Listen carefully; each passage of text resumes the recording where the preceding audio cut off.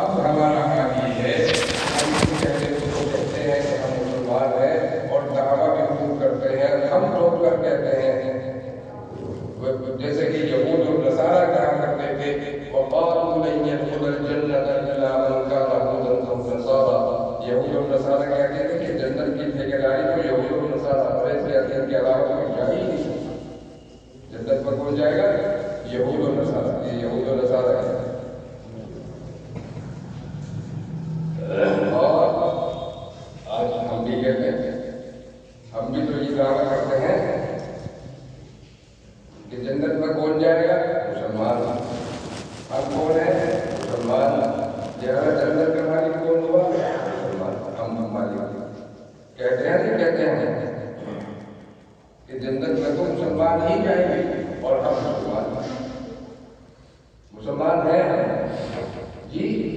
یہ نوجوان بیٹھے ہوئے ہیں میرے سامنے، بتائیے ہم مسلمان ہیں؟ کس کو کہتے ہیں مسلمان؟ بتاؤ کس کو کہتے ہیں مسلمان؟ مسلسل سے مسلمان کے معنی جانتے ہیں آپ؟ کس کو کہتے ہیں؟ اس کے معنی کیا ہے آپ کو معلوم ہے؟ مسلمان کے معنی معلوم ہے؟ نہیں۔ آپ کو معلوم ہے؟ آپ کو بھی معلوم ہے؟ ہمیں مسلمان کے معنی معلوم نہیں۔ کیوں؟ اس لیے کہ ہم جذری مسلمان، ہم بغیر محنت کے مسلمان پیدا ہوئے، کچھ بھی نہیں ہمیں کرنا پڑا، ایک مسلمان گھرانے میں پیدا ہوئے اور بس مسلمان کہنا جانے لگے۔ اب مسلمان کی ذمہ داری کیا ہے؟ مسلمان کی معنی ہے اطاعت اللہ، وفا شعار، تابع اللہ، اور اپنے آقا اور اپنے مالک کے آگے، ان کے آگے گردن جھکا دینے والا، اپنی مرضی کو فنا کر دینے والا، اپنی خواہشات کو مٹا دینے والا، اس کو کہتے ہیں مسلمان۔ جس کی زندگی اس طرح پر ہوگی تو اسی کا نام اللہ تبارک و تعالیٰ نے مسلمان کہا۔ هو سماکم المسلمین، یہ نام کس نے دیا ہے؟ مسلمان نام کس نے رکھا ہے؟ اللہ تبارک و تعالیٰ نے کہ ہم نے ایسے تابع داروں کا نام مسلمان رکھ دیا ہے۔ تو اب بتاؤ ہیں ایسے مسلمان؟ ایسے مسلمان ہم ہیں؟ یہ نوجوان بچے بیٹھے بتاؤ ہیں ہم ایسے مسلمان؟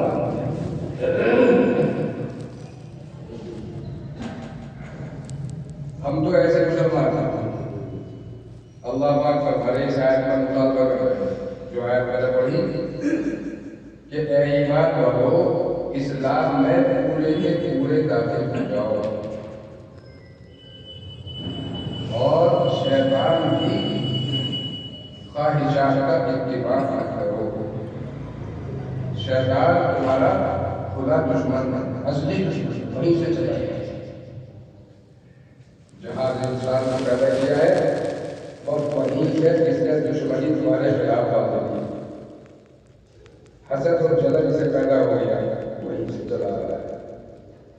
جب آدم علیہ السلام کو اللہ نے پیدا فرما کر عزت بخشی اور فرشتوں سے سجدہ کرایا، یہ بھی تھا انہوں نے، سب فرشتے تو اللہ کا حکم مان کر سجدے میں گر گئے اور یہ شیطان یہ تباہ کر رہا ہے۔ فرشتوں نے اللہ کا حکم مان لیا، اس نے اللہ کا حکم مانا نہیں، حجت کی میں کیوں پڑھوں؟ یہ مٹی سے پیدا ہوا ہے، میں آگ سے پیدا ہوا ہوں۔ آگ کا خاصہ ہے بلندی کی طرف جانا، ترقی کرنا، اور مٹی کا خاصہ ہے نیچے پڑا رہنا، پیروں کے اندر روندنا۔ تو اس لیے میں اس کے مقابلے میں زیادہ استعداد میں کیوں نہیں کرتا؟ فرشتے بھی کہہ سکتے تھے کہ اللہ ہمیں کیوں زندہ کرے، ہم سے پیدا کیے گئے ہیں، اس مٹی کے آگے آپ ہمیں جھکا رہے ہیں، لیکن نہیں۔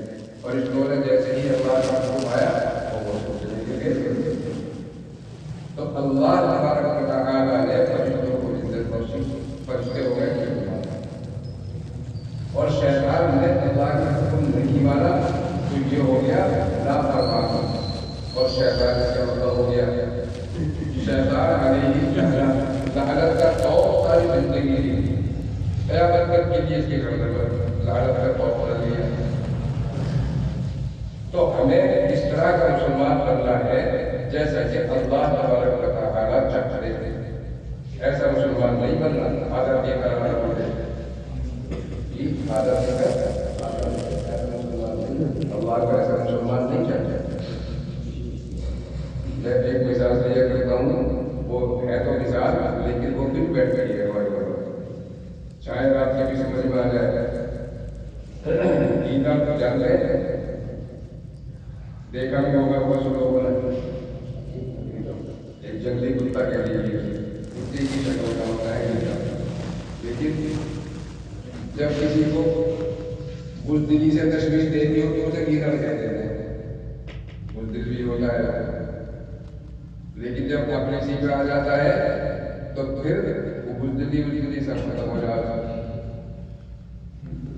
کتے کو دیکھ کر بہت بھاگتا ہے، ڈرتا ہے، لیکن جب وہ آ جائے تو پھر کتے بھی اس کے آگے مارنے بھی سن سکتے۔ ایک بات کیا بتاؤں گا، چھوٹا سا رسی، کولو جو ہوتے ہیں جنگل میں کولو ہوا کرتے تھے، گنجے نکل رہے ہیں، گڑ پک رہا ہے، رس پک رہا ہے، آواز پر سے جو بیلی اترتی ہے تو وہ بیلی اتار کے اور وہ کپڑا لگتا ہے اس میں ڈالتا ہے، اس میں سے رس جو ہوتا ہے وہ نیچے بھی چڑھ جاتا ہے، بیلی والی مل جاتا ہے۔ تو وہ بہت اچھی جگہ ہے اس کی، بڑے شوق سے کھاتا ہے، اس کو کھانے کے لیے کیڑا آ رہا ہے، بار بار آ رہا ہے، اور وہاں کو دیا اب وہ بار بار وہ دوڑا وہ کدھر آیا وہاں لگا اور اس کا دوڑا دیا اسے۔ جب کئی مرتبہ ایسا ہو گیا تو کتیا اس کے پیچھے بھاگی، اور کچھ دور جانے کے بعد جو کولو میں رہنے والے لوگ تھے ان کو آواز آئی کتیا کے ہو رہی، اب انہوں نے جا کے دیکھا ابھی کوئی ہاتھی ہے وہ کیسے رہے، اب انہوں نے جا کے دیکھا تو نہیں کر ہے، اور دونوں نے ایک گاڑی ایسا پکڑ رکھا ہے، گاڑی ایسا پکڑ کر کھاڑ دیتے ہیں۔ تو یہ خالی دل نہیں ہوتا، کر کے جب آ جاتا ہے نا تو کئی بار بھی دکھا جاتا ہے۔ ادھر راستہ چلتے ہوئے کنڈی میں گر گیا رنگریزوں کی، جو کپڑا رنگتے تھے، کپڑا رنگنے والے اس وقت کنڈی ہوا کرتی تھی، اس میں رنگ بنا کر وہ رکھتے تھے، تو اس میں کپڑا رکھتے تھے، تو اس کنڈی میں گر گیا ایک گیدڑ۔ جب گیدڑ اس میں سے نکلا تو وہ نیلا نیلا سا ہو گیا، تو اپنے آپ کو اس نے دیکھا، اب وہ اپنا کلر دیکھنے کے بعد جو کلر چینج ہوا اس کا، تو اب اس نے سمجھا بات کو تو بہت اچھا ہو گیا، تو مور بن گیا۔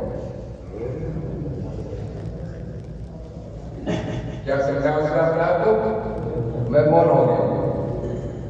اب پہنچا ہوا اپنے قوم کے اندر کسی حال میں، اب اس کی قوم کے لوگ اکٹھا ہو گئے، کہنے لگے ارے کیا حال بنا دیا، اب یہ کہہ رہا بڑے فخر کے ساتھ سیدھے ہاتھ مار کے میں مور ہوں مور۔ اب گاؤں کے چودھری یہ گیدڑ کے اور دوسرے لوگ تھے، وہ اس کے ادھر ادھر گھوم پھر کے دیکھنے لگے، انہوں نے کہا ارے مور کیسے ہوتے، مور کے تو بال ہوتے ہیں، پر اڑتا ہے مور کو۔ اب ادھر ادھر کہ ہاں بس یہی کمی ہے، باقی ہوں میں مور ہوں۔ وہ پھر اور چلے دیکھا والا، انہوں نے بتایا کہ مور کو کس طرح کی چونچ ہوتی ہے، سر سے دھاج ہوتا ہے، کہا کہ بس یہی کمی ہے، ہوں میں مور ہوں۔ پھر انہوں نے اور پھر دیکھا کہ وہ تو اس کے تو کنجے بھی اس طرح کے ہوتے ہیں، ٹانگیں ایسی ہوتی ہیں، دو ہوتی ہیں، تمہارے تو چار ٹانگیں ہیں، کہ بس یہی کمی ہے، باقی ہوں میں مور ہوں جی۔ تو یہی مثال ہے ہماری، ایسے ہی مسلمان ہوتے ہیں، جیسے وہ گیدڑ مور بنا، ایسے ہی گیدڑ کی طرح سے ہم مسلمان ہیں جی۔ ہم سے اگر کوئی پوچھے تم مسلمان ہو، ہم ٹوک کے کہیں گے، سینے پر ہاتھ مار کے کہیں گے ہم مسلمان ہیں، اور جب نماز پڑھتے ہیں بس یہی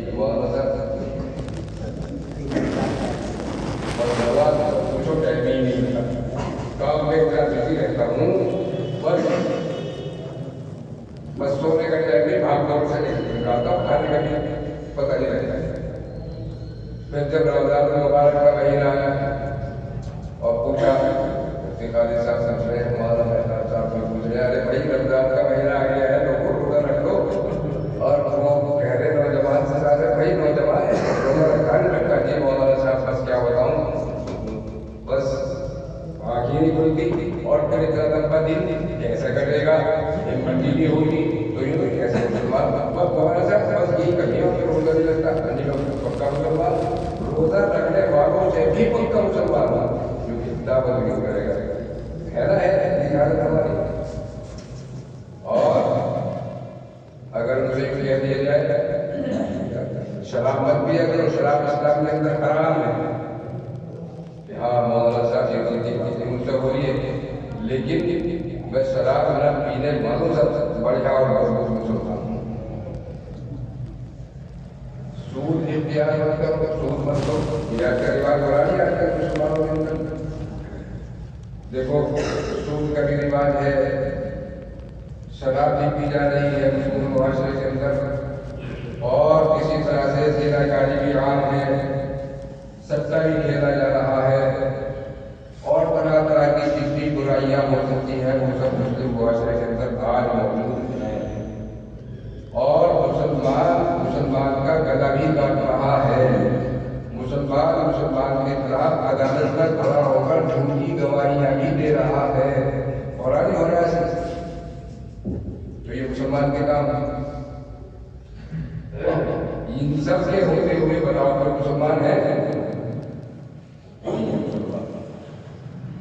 حقیقت میں مسلمان وہ ہے جس کی زندگی نبی پاک صلی اللہ علیہ وسلم کی زندگی کے تابع ہو جائے، اور وہی مسلمان اللہ کے یہاں مقبول ہے، محبوب بھی وہی بندہ ہے، ورنہ رد کر دیا جائے۔ اسی طرح سے اب کیا کہہ رہا ہے، اچھا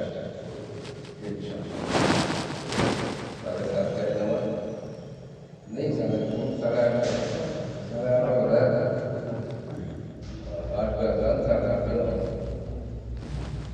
ٹھیک ہے انشاءاللہ۔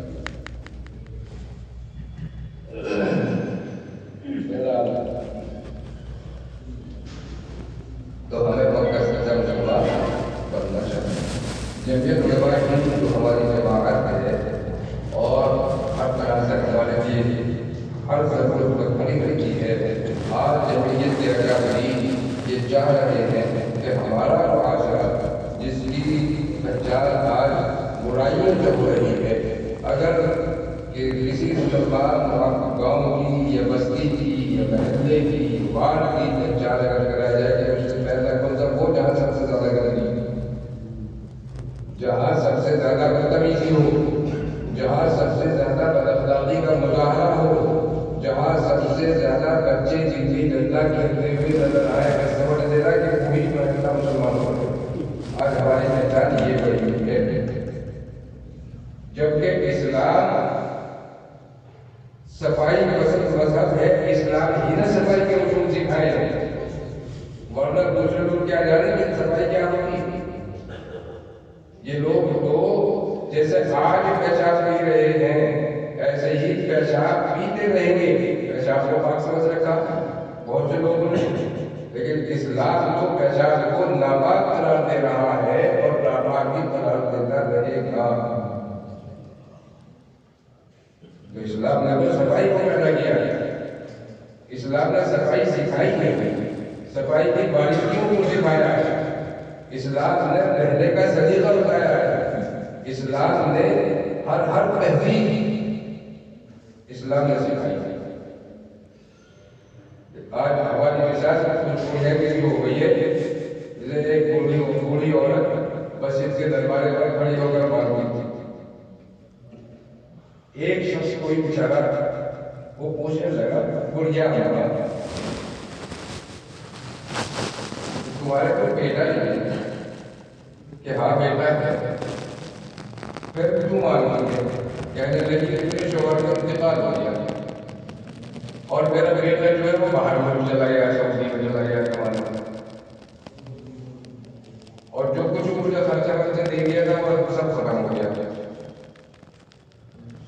اچھا تو پھر وہ کچھ بھیجتا نہیں ہے کہ نہیں، پیسے ویسے تو وہ کچھ بھیجتا نہیں، کچھ رنگ برنگے سے کاغذ آ رہے ہیں مہینے، اور وہ تو میں وہاں چلتا تھا۔ اب وہ شخص جو تھا بڑا لکھا آدمی تھا، وہ اس کے گھر پر گیا، بڑھیا کہ انہوں نے دیکھا جا کے تو 50,000 بیگ کے ڈرام ہے، وہ چکا رکھے بڑھیا نے مارا تقریباً 60 کتنے ہو گئے؟ 30 لاکھ ہو گئے۔ بڑھیا 30 لاکھ کی مالک، اور وہاں مسجد کے دروازے پر بھیک مانگ رہے ہیں۔ اب کچھ نے اسے سمجھایا کہ اماں یہ ڈرافٹ ہے، یہ ایک ڈرافٹ 50,000 روپے کا ہے، 30 لاکھ کی مالک ہو۔ بڑھیا عورت کو خوشی بھی بہت ہوئی، حیرانی بھی ہوئی، اور افسوس بھی بہت ہوا۔ اس نااہلی کی وجہ سے ساری دولت تو میرے پاس موجود ہے، اور میں لاپتہ ہونے کی وجہ سے میں پھر بھی بھیک مانگ رہی ہوں۔ آج ہماری مثال ایسی ہے کہ ہمارے پاس اللہ کی کتاب قرآن کریم جس میں سب کچھ موجود، اس کے ہوتے ہوئے پھر ہم بھیکاری کی بھیکاری دوسروں کی تہذیب اپنا رہے ہیں، اسلام کی تہذیب کو چھوڑ رہے ہیں۔ بال اگر رکھیں گے ہمارے نوجوان کو کون سے بال رکھیں گے؟ جو نبی پاک صلی اللہ علیہ وسلم کے پسندیدہ بال ہیں ان کا تو پتہ بھی نہیں ہوگا کیسے رکھتے تھے، اور ہیرو کے اس کا معلوم ہے بڑا ہیرو وہ بال کو کٹنگ کر رہی ہے، ایسا ہے، اور وہ کٹنگ چل رہی نا آدھی اوپر رہتی ہے، وہ کیا کہتے ہیں ہاتھ سے کڑی رہتی ہے، بالکل کٹ جاتی ہے۔ یہ نبی پاک صلی اللہ علیہ وسلم نے اس کٹنگ کو حرام قرار دیا ہے۔ اس کٹنگ کو کیا قرار دیا؟ حرام۔ اللہ کے رسول سے محبت ہے آپ لوگوں کو؟ کہنا بھی مانو گے ان کا؟ بتاؤ کون کون وعدہ کرتے ہیں اس چیز کا کہ آج سے اس کی کٹنگ ہم نہیں کریں گے؟ اور یہ کہہ کر لو کہ وہ کٹنگ جس کی نبی پاک علیہ السلام نے مراعات فرمائی ہے کبھی نہیں کرا دیا۔ اچھا اس کے بعد ایک چیز ہو رہا ہے کہ آئے آپ صلی اللہ علیہ وسلم کا حلیہ مبارکہ کیسا تھا؟ چہرے پر ڈالی تھی، اور پھر حضور علیہ السلام کے حال پر جو صحابہ کرام ایمان لائے ان کے چہروں پر ڈالی تھی۔ صحابہ کے طریقوں پر چلتے ہوئے جو اولیاء کرام تابعین تبع تابعین ہوئے ان کے چہروں پر ڈالی تھی۔ اور ہم بھی صحابہ کرام کے نقش قدم پر چلنے والے ہیں، ان کی دعائیں دینے والے ہیں، نبی پاک صلی اللہ علیہ وسلم کو اپنا پیشوا ماننے والے ہیں۔ یہاں تک کہ اگر کوئی نبی کی شان میں کوئی بات کہہ دے تو اپنی جان بھی قربان کر دینے کے لیے ہم تیار ہیں، لیکن حضور صلی اللہ علیہ وسلم کے چہرے سے محبت ہے تو بالکل جیسا چہرہ کیوں نہیں وعدہ کرو اس کا بھی۔ آج اللہ کے گھر میں بیٹھ کے یہ وعدہ کرو کہ آج سے ہم داڑھی نہیں کٹائیں گے، کرو آپ بتاؤ۔ ارے شادی والی ہو جائے گی شادی، اس کا فکر مت کرو کہ داڑھی رکھتی داڑھی چھوڑ کے تو شادی نہیں ہونی، ہو جائے گی۔ اللہ نے جو جوڑا بنایا ہے وہ بن چکا ہے پہلے ہی، بات لمبی ہو جائے گی ورنہ میں بتاتا آپ کو جوڑا کہاں بنا، اور وہ جوڑا آپ کو ملنا ہے، بس اس کی پہچان ہونی ہے کہ کون سا ہے جوڑا وہاں بنا، چاہے پھر داڑھی کٹاؤ یا لگاؤ، جی جوڑا تو بن چکا۔ تو اس لیے جس چیز کو آڑے پر ڈالنے دو، یہ ایک بہانہ ہے شیطان کا جو شیطان نے ہمارے دلوں میں ڈال دیا ہے کہ لوگ جو ہے وہ رشتے والے آئیں گے اور دیکھتے ہیں رشتہ بھی نہیں ہوگا صحیح سے، اگر کوئی ہو بھی گیا تو ایسے بے روئی کا تو رشتہ ملے گا، کاروبار بھی نہیں ملنے کی ہے، بغیر کار کی شادی میں وہ بھی اگر ہوگی تو ان چیزوں خیالات کو نکال کر ہے نا۔ اور ہمارا نوجوان آج قیمتی سرمایہ ہے ہماری اس قوم کا، ہماری اس امت کا سب سے قیمتی سرمایہ ہے یہ نوجوان۔ اگر یہ کسی بات کو ٹھان لے تو یہ انقلاب ہے۔ جی اگر آپ لوگ یہ طے کر دو کہ ہمیں اپنے معاشرے کی اصلاح کرنی ہے، ہمیں اپنا معاشرہ چمکتا ہوا نورانی اور دین والا معاشرہ دیکھنا ہے، تو انشاءاللہ آپ انقلاب لے آئیں گے۔ صرف ذرا سی ہمت کرنی پڑے گی آپ۔ جتنے بھی نوجوان ہیں آج ہمارے معاشرے کے اندر زنا کرنا ہے، زنا پڑھ رہا ہے، کیوں؟ ہم نے شادیوں کو مشکل بنا دیا ہے۔ جہیز کی مانگ جو ہماری طرف ہوتی ہے اس کی وجہ سے کتنی بیٹیاں گھروں کے اندر بیٹھی ہوئی ہیں، ان کے بال سفید ہو چکے ہیں، 40 50 سال کی عمریں ہو چکی ہیں، جو گھروں میں بیٹھی ہوئی ہے، شادی نہیں ہوئی ہے، بیماری ہے، کیوں؟ جہیز کا سامان ابھی پاس دینے کے لیے نہیں ہوا ہے۔ اس کے ذمہ دار کون؟ ہمارے نوجوان۔ ہم نے اپنے دل میں یہ بات بسا دی کہ بہترین کار جہاں سے ملے گی وہاں رشتہ کریں گے، اگر یہ کار دے گا تو رشتہ کریں گے، ورنہ ماں باپ بھی ایسے ہو گئے۔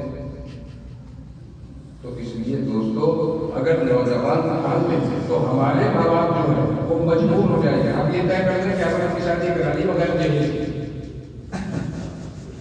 نوجوان یہ کہہ سکتے ہیں میں اپنی شادی میں جہیز دوں گا ہی نہیں۔ آپ ابا جان اپنی بات کر رہے ہیں، میں ایک سائیکل تک نہیں۔ اگر یہ نوجوان اعلان کرتے اپنے گھر میں تو پھر ہے ماں باپ کی ہمت ہوگی کہ وہ کچھ مطالبہ کر دیں اگلے اس سے، تو کتنی آزادی ہو جائے گی اور کتنی اپنی بہن بیٹیوں کے ہاتھ پیتے ہو کر اپنے گھروں کو بچا جاتے، کتنی خواہشات ان کی قربان ہو رہی ہے، یہ سوچو۔ یعنی 40 سال 45 سال 50 سال کی عمر آپ کے شہر میں بھی ہوئی ہوئی ہیں لڑکیاں، ہمارے شہر میں بھی ہیں، ہمارے رہتے ہیں بالخصوص پورے برادری کے ہے نا ہے۔ میں اسی پہلے بھی کر رہا ہوں، وہاں بہت لوگ ہیں تو وہاں بہت ساری لڑکی مجھے 35 سال بلند شہر کے اندر رہتے ہوئے ہو گئے، اور ایک بچی جو پڑھنا آتی تھی میرے پاس پڑھنے جب آئی تو اس وقت اس کی عمر 8-10 سال کی تھی، 8-10 سال کی عمر اس کی ہوئی، اور ابھی وہ کاری نہیں، 45 سال کی عمر اس کی ہوئی۔ اور یہ ہمارے مولانا حنیف صاحب یہ بیٹھے ہوئے ہیں، یہ تحصیل بلند شہر کی جمعیت کے صدر بھی ہیں، ماشاءاللہ جمعیت کے تقاضے پر ہر وقت ہو جاتے، یہ بھی پڑھتے ہیں جو ان کے برابر کی وہ لڑکی ہے۔ مولانا حنیف صاحب کہتے ہیں 5 بیٹے مولانا حنیف صاحب کے ہو گئے ہیں، اور 2 بیٹے حافظ ہو کر بالغ ہو چکے ہیں اور مولویت پڑھ رہے ہیں۔ ایک بیٹا کہتے ہیں کہ بعد ان کی نیابت بھی کرتا ہے، نماز بھی پڑھا دیتا ہے۔ تو یہ بیٹے والے ہو رہے ہیں، اور وہ بیٹی بیچاری ابھی تک کاری بیٹھی ہوئی ہے، صرف جہیز لاکھ مانگنے کی وجہ سے۔ تو میرے بچوں اور عزیزوں طے کر لو، کیا جو ہمیں شادی کرانی ہے کسی سے کچھ نہیں لینا۔ دیکھو مال تقدیر سے ملتا ہے، اللہ تبارک و تعالیٰ نے مالداری میں تقدیر میں لکھی ہے تو وہ مال مل کر رہے گا۔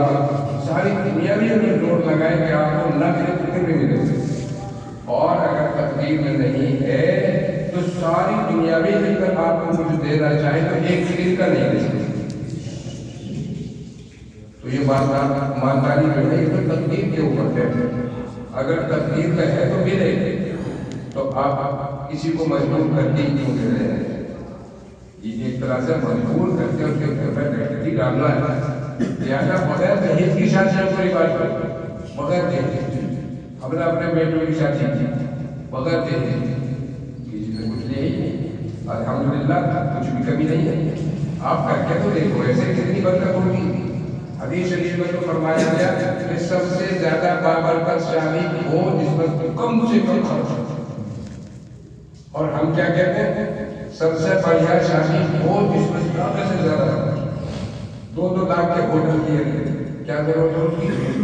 2 لاکھ کے ہوٹل کی کیا ضرورت ہے؟ وہ نکاح مسجد میں بیٹھ کے بھی ہو سکتا ہے، مولانا مہتاب صاحب کے ساتھ دعوت دعا کو لے کر اور بس نکاح پڑھا دو دے مفتی خالد صاحب سے پڑھا.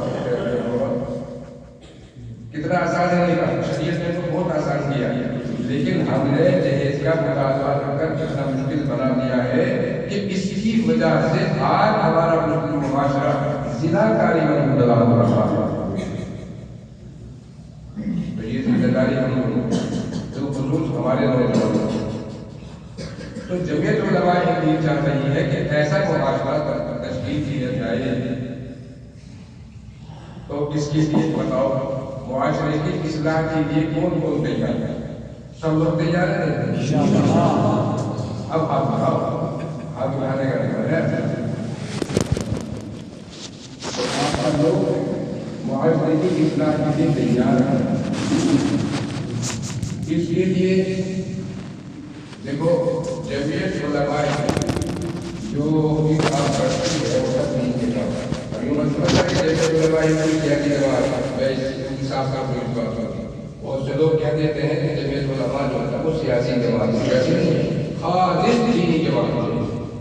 اس لیے کہ جمعیت علماء ہند کے اگر آپ عام اٹھا کر دیکھیں گے تو سارے کام کو ملیں گے جو نبی پاک صلی اللہ علیہ وسلم نے کیے ہیں، وہ سارے کام کرتے ہیں. بے اصول قیدیوں کی واقعداری کرنا، ان کی پیروکاری کرنا، ان کا مقدمہ کرنا، انہیں جیلوں سے دکھائی دلانا، یہ کیا اسلامی طریقہ نہیں.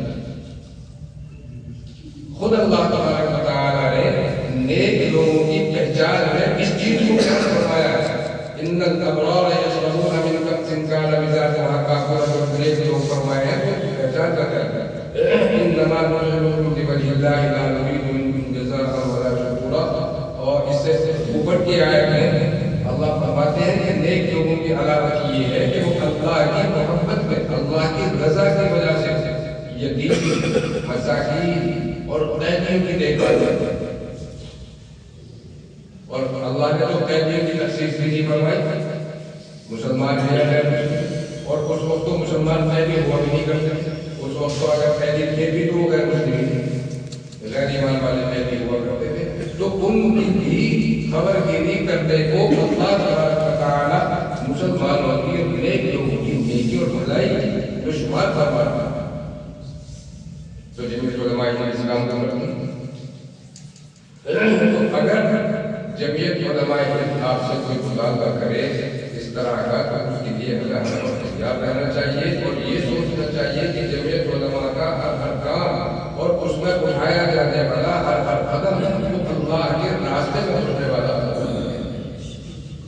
سمجھ ماری بات؟ ابھی اس طرح کے حالات ہیں ملکی اعتبار سے مسلمانوں کے حالات کیسی تلزلی پر جا رہے ہیں، کمزوری میں جا رہے ہیں. مسلمانوں کو ہر طرح سے حکومتی سطح پر بھی اور عوامی سطح پر بھی دبایا اور کچلا جا رہا ہے. کاروباری سطح پر بھی اس کو کمزور کیا جا رہا ہے، توڑا جا رہا ہے. کتنی ساری پریشانیاں، کبھی موب لنچنگ کے نام سے اور مسلمانوں کو گھیر دیا جاتا ہے، کبھی کسی کے نام سے، کبھی کہیں کسی کو اپنا بھینس لے جاتے ہوئے، کوئی گائے لے جاتے ہوئے گھیر دیا جاتا ہے اور بس مار دیا جاتا ہے مسلمان. تھوڑا بہت شور بچتا ہے اور دب جاتی ہے بات مشکل ہوتا. تو آج ہندوستان کے اندر وہ ہندوستان جو مسلمانوں کا ہندوستان ہے اور مسلمانوں نے ہی جس کو آزاد کرایا ہے، آج اسی ہندوستان کے اندر اور اسی اپنے ہی گھر کے اندر رہتے ہوئے جن کا کوئی پرسانے حال نہیں. ہم جن لوگوں کو پارلیمنٹ یا اسمبلی میں بھیجتے ہیں M P M L A بنا کر، وہ بھی ہماری آواز کو کوئی نہیں. وہ صرف پارٹی کی بات تو کرتے ہیں لیکن قوم کی بات کوئی نہیں کرتا. پہنچا نیتا جن کے لیے ہمارے وہ قوم کو بھیج تو دیں گے لیکن قوم کی ہمدردی نہیں کر سکتے. ہاں، ان حالات پر اگر ہے کوئی جواب مسلمانوں کی ہمدرد تو وہ جمعیت علماء ہند ہے جس کے اکابرین رات دن، گرمی، سردی، ہر موسم مسلمانوں کی ضرورتوں میں بہت دیکھتے ہیں. جمعیت علماء ہند بہت سارے شعبے میں کام کرتے ہیں. نوجوانوں کو خدمت کے لیے تیار کرنے کے لیے ایک ٹریننگ سینٹر قائم کیا ہے. جمعیت یوتھ قلم کے نام سے ان کو ٹریننگ دی جا رہی ہے. اب تک تقریباً 22,000 مسلم نوجوانوں کو اسکاؤٹ اینڈ گائیڈ جو ادارہ ہے اس کے ذریعے سے مسلمان بچوں کو تربیت دی جا چکی ہے، ٹریننگ دی جا چکی ہے. اور اس کے لیے ایک سینٹر بنایا گیا ہے جو ان کے اندر جگہ لے کر. جو پچھلے دنوں آپ نے سنا ہوگا کہ وہاں مولانا محمود مدنی صاحب دعوت برکاتہ جو جمعیت علماء ہند کے صدر ہیں، انہوں نے جمعیت یوتھ کلب کے نام سے ایک جگہ لی اور اس پر پابندی لگا دی گئی، روک دیا گیا. لیکن الحمدللہ وہ پابندی ہٹ گئی اور وہ سینٹر سے کام چل رہا ہے. تو وہاں نوجوانوں کو ٹریننگ دی جاتی ہے کس طرح سے اپنے آپ کو بچاتے ہوئے کسی کو آگ لگ گئی اور وہاں کیسے بچانا ہے لوگوں کو، یہ کیسے وہاں گزرنا ہے، پانی میں سے گفتگو کس طرح نکالنا ہے. اسی طرح سے اپنے ملک میں کوئی دشمن گزرا ہے اس سے کیسے بچانا ہے. اس ساری ٹریننگ جمعیت علماء ہند اپنے نوجوانوں کو دے رہی ہے. اور 2030 تک آنکڑا ہے جمعیت علماء ہند کا، اور یہ جذبہ ہے ہمارے صدر محترم مولانا محمود مدنی صاحب کا. 2030 تک 7 کروڑ مسلم نوجوانوں کو یہ ٹریننگ دے کر کور کرنا ہے.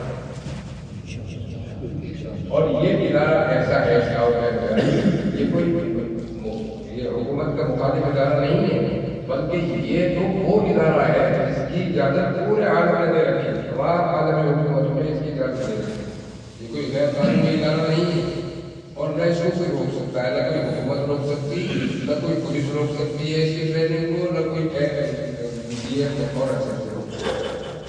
یہ وہ ادارہ ہے. اور یہ ٹریننگ جمعیت علماء ہند دے رہی ہے.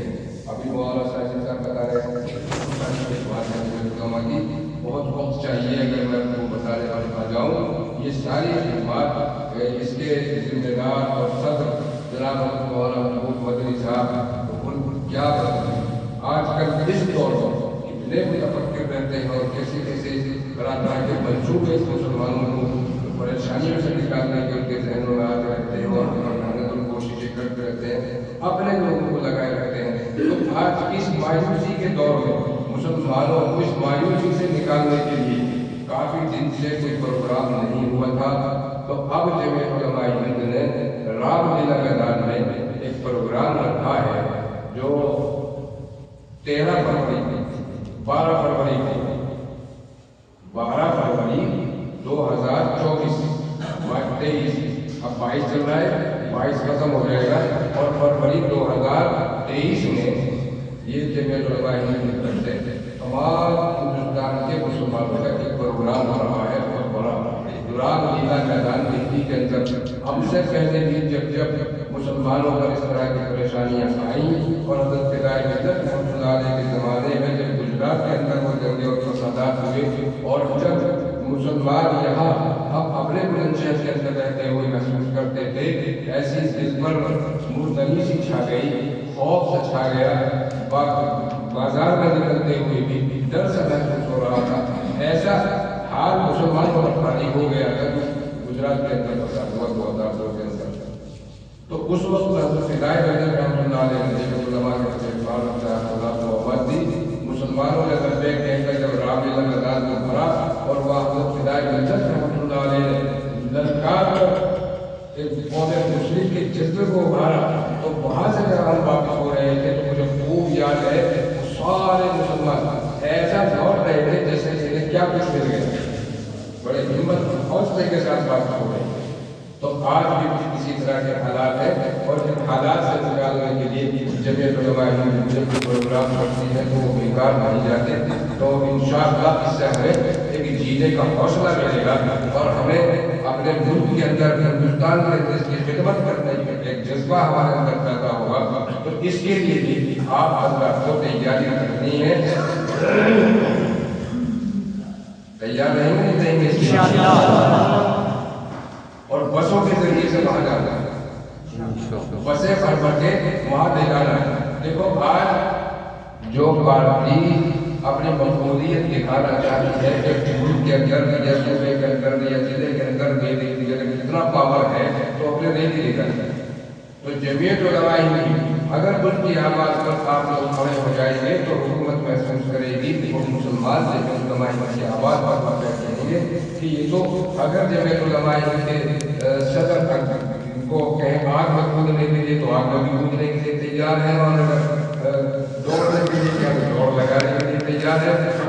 بڑی جماعت ہے تو انشاءاللہ آپ کی آپ کی اہمیت اس سے بدلو، اس لیے آپ کو لبیک کہتے ہوئے 12 فروری دہلی کے رام لیلا میدان میں بھی پہنچنا ہے، اور اس کے لیے جو وہاں پروگرام کرایا جا رہا ہے اس کا خرچ بھی پورے ہندوستان کے مسلمانوں کو نہیں دینا، بلکہ مغربی اتر پردیش میں اس میں بھی اسلحہ لگتے ہیں۔ تو ہمارا ضلع بلند شہر ہی آتا ہے، بلند شہر ہے، میرٹھ ہے، باغپت ہے، ہاپوڑ ہے، اور یہ مراد آباد ہے، بجنور ہے، اور ادھر مظفر نگر، سہارنپور، یہ مغربی اسلحہ جو ہے یہ میزبان ہے۔ آپ لوگ، آپ کا ضلع یہ میزبانوں میں شامل ہے، اور میزبان کو کیا کرنا پڑتا ہے؟ خرچ کرنا پڑے گا۔ مہمان آ جائے تو خرچ کرنا پڑے گا، اگر کوئی رشتے والا آ جائے تو اس سے خرچ کرنا تو شادی ہو گئی ابھی، تو اگر کوئی رشتہ لے کے آؤ تو کتنا خرچ ہوگا؟ معمولی سے معمولی 4-5 ہزار روپئے خرچ ہو جائے گا اگر ایک دو آدمی ہوئے، اور اگر کوئی اچھا سا کار کا رشتہ ہوا تو پھر 30-40 ہزار روپئے خرچ ہو جائے گا، 4-5 ہزار۔ اور یہ جمعیت علماء ہند جو اس ملت کو، پوری قوم کو اس بات سے نکالنے کے لیے جو قدم اٹھانے جا رہی ہے اس پر خرچ کے لیے آپ سے مطالبہ کر رہی ہے، تو اس میں کتنا خرچ دینا چاہیے، آپ لوگوں کو کتنا حصہ دینا چاہیے، لینا چاہیے نہیں لینا چاہیے؟ جی ہاں، تو اس میں بھی حصہ دینا چاہیے، اس لیے کہ جمعیت علماء ہند کے اخراجات کا حصہ دینا، اس کا پائی اللہ تعالیٰ کی طرف سے آپ کو ملے گا، دنیا میں بھی انشاءاللہ اس کا اجر ملے گا، اور آپ کو بھی ملے گا۔ اس کے لیے بھی آپ حضرات تیار رہیں، اس کے لیے ایک کمیٹی بنائی جائے گی، حضرت مفتی خالد صاحب یہاں موجود ہیں، مولانا مہتاب صاحب یہاں موجود ہیں، اور تحصیل کے ذمہ دار کے اعتبار سے آپ وکیل صاحب یہاں تشریف فرما ہے، اور ہمارے حافظ عثمان صاحب کو کراچی سے تشریف لائے ہوئے ہیں، یہ علاقے کے ذمہ دار کی حیثیت سے یہاں تشریف فرما ہے، اور بھی جتنے ہمارے ائمہ نظام یہاں بیٹھے ہوئے ہیں، قاضی احمد صاحب کی شاید تشریف لائے ہوئے ہیں، ندیم پور سے اچھا پہلے جہانگیر آباد میں آ گئے، کہاں ہے قاضی احمد صاحب؟ اچھا، تو آپ ہاں، تو اس کے لیے آپ حضرات کی کمیٹی بنائیں، بتائیے، بلکہ میری یہ ہے ایک یونٹ بنا لی جائے جہانگیر آباد